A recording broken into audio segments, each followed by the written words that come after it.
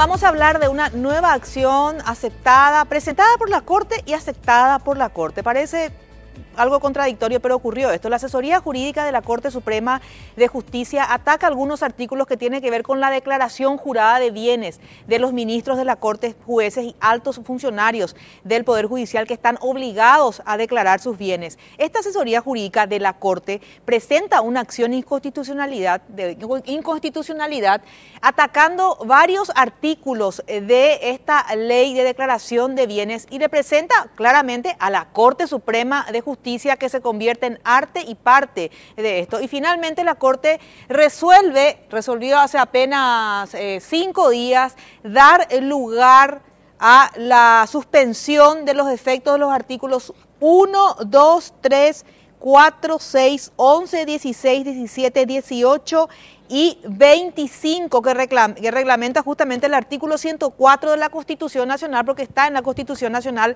que los altos funcionarios deben rendir declaración jurada. De hecho, todos los funcionarios deben rendir sus declaraciones juradas. Lo rinde el presidente de la República, Horacio Cartes, lo rinden los senadores, los diputados, pero la propia Corte decide en este caso no presentar su declaración jurada. Vamos a ver el otro documento que tenemos que tiene que ver justamente con estos artículos y en qué parte más o menos es contradictoria esta decisión de los ministros de la Corte. Dice la sección 2 de las inhibiciones y recusaciones. ¿Qué es lo que pasa? La asesoría jurídica presenta a la Corte este documento y es la propia Corte otra vez de vuelta quien se responde.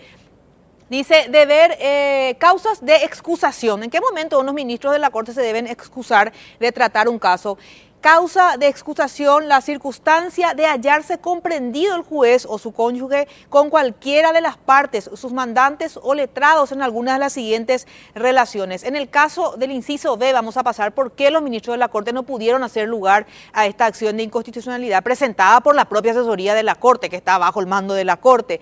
Interés incluido los parientes en el mismo grado en el pleito en otro semejante, sociedad o comunidad, salvo que la sociedad fuera anónima. O sea, la Corte Suprema de Justicia es parte en este proceso. Ellos aceptaron este ataque a ciertos artículos que ordena la declaración de bienes, pero es también la Corte, la Sala Constitucional, quien debe estudiar el fondo, de vuelta a los mismos afectados. Ya nos imaginamos el resultado, que evidentemente van a rechazar que todos los funcionarios del Poder Judicial no rindan cuentas a la ciudadanía sobre sus declaraciones de bienes. Habló al respecto la señora Lilian Soto sobre esta situación y justamente decía, no puede ser posible que la propia Corte viola en este caso lo que establece la propia Constitución respecto a declarar los bienes. Vamos a escuchar a la doctora Soto.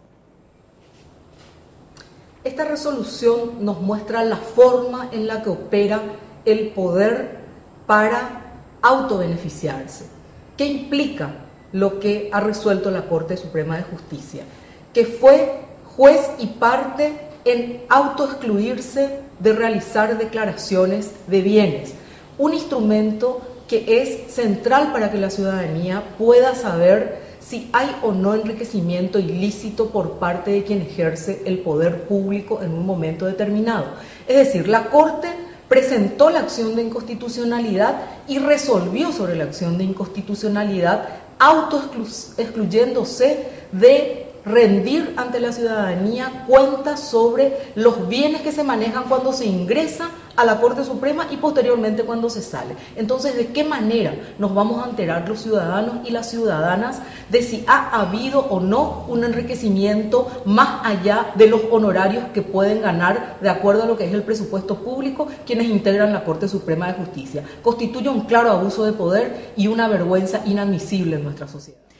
Bueno, vamos a ver cuáles son estos artículos que fue atacado por la asesoría jurídica de la Corte Suprema de Justicia, al menos los primeros artículos que tienen que ver con el artículo 2, el artículo 3, habla en pocas palabras la consignación a la fecha de la declaración de la totalidad de los activos y pasivos y de los ingresos y gastos debidamente especificados y valorizados tanto en el país como en el extranjero con expresión de valores respectivos del declarante, su esposa en este caso o su pareja, de comunidad ganancial de bienes también, ¿verdad? Y también en cuestiones que tienen que ver con unión de hecho y de los hijos. O sea, esto fue atacado, uno de los puntos que fue atacado. También el punto 2, el punto 3, el 46, que tienen que ver, el 3 dice, el detalle de la totalidad de los bienes ajenos que administre o que se encuentren bajo su custodia. Tampoco ningún ministro de la Corte, ningún alto funcionario del Poder Judicial puede presentar esto.